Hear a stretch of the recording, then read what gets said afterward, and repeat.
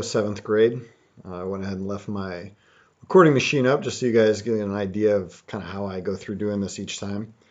So I'm going to actually insert part of the video that I made for eighth grade on the Great Depression. And then we're going to talk a little bit about what happened specifically in Washington. All right, so Black Tuesday, as it's referred to, and the collapse being of the stock market. So the stock market had been overvalued. A lot of people were investing in it, and prices kept going up and up and up, and people kept investing. And then, and then, like I say there in the next bullet, there's more investors than ever in the stock market. So not only is it the most it's ever been valued at, but it has the most investors involved.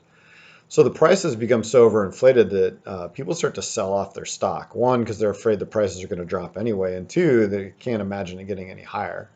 So many people sell their stock that there's a panic on the stock market. And so these stocks, these pieces of the company is essentially what they are, lose so much value that the companies in turn lose value, and they lose a lot of their access to money and a lot of their overall value. And so they start to lay off workers.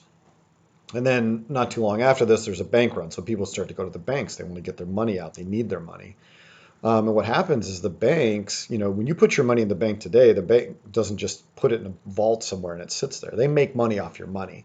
And they do that by investing primarily in bonds, but a little bit in the stock market, and then by making loans to other people. And so the problem is the bank never has all the money that it owes to people sitting in the bank at one time.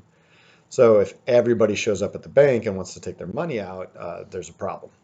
And we'll talk about one of the ways that the government tried to solve this afterwards. And then to add insult to injury, Dust Bowl hits the Midwest.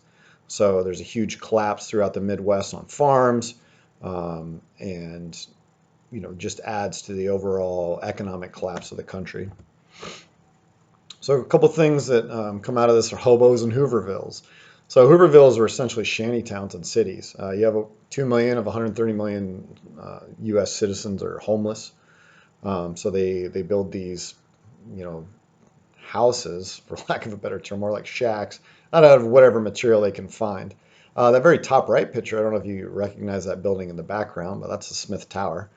And so that's actually a picture from Seattle. I believe the other one's from New York. And then hobos, I think today people don't exactly understand what they were doing, but in the Great Depression, they were riding trains to find temporary jobs across the U.S. So if they didn't have work at home, they would hop on a freight train. And part of the reason they did that is because they didn't have money to buy a ticket. So they'd ride this freight train, and they'd come to a place like a farm or a cannery, maybe a stockyard, wherever, and they'd get off the train and they'd work, and it was seasonal work. Maybe they'd work a few weeks, maybe a few months. And then when the job ended, they'd hop back on the train and go somewhere else. And so part of this is because the unemployment had reached 25% in the United States, which it's never been that high ever. So these are kind of two things that start to happen early on in the Great Depression, just to kind of show you how bad things are and how much the U.S. economy had been hurt. So FDR is Franklin Delano Roosevelt. He gets elected president in 1932. And this quote here, or this bullet says that he follows John Maynard Keynes' school. And simply all that means is that Keynes was a proponent of when the economy starts to falter, the government steps in. And that doesn't necessarily mean regulation as much as it means what they call deficit spending, so that nobody has any money to include the government, but the government will issue bonds that are basically saying, look, we'll pay these back later. And it generates cash now so that the government can help out with the economy. And so they do that in a couple ways. One of them is the Tennessee Valley Authority. That's the TVA there. They build dams throughout the Tennessee River area, so the southeast, helps stop flooding, helps create power through hydroelectric dams. And there's some other ones there, WPA, CCC. The Civilian Conservation Corps, the CCC, is one near and dear to my heart. They did a lot of work in national parks. So a lot of roads that you see built on federal land. And they did a lot of other things too, but generally with the environment, soil conservation, stuff like that. But most importantly, it created jobs for people. In the Civilian Conservation Corps, there was always a U.S. Army officer that was in charge of a group, and that group would go and and work for the government somewhere, again, building a road or whatever it may be, or as you can see in this picture, putting up telephone poles. And and then the government would pay them. So now they had a job, and they were required to send, I think it was something like 2/3 or 3/4 of that paycheck back home to their families, because these were all men living in, for lack of a better term, tent cities or barracks if they had them, if they had some little wood huts. Some of the things the government did, the SEC, Securities Exchange Commission, basically makes sure that the stock market doesn't get out of control like it did in the 20s. The FDIC, it's a federally, yeah, I should know this, but it's deposit insurance something.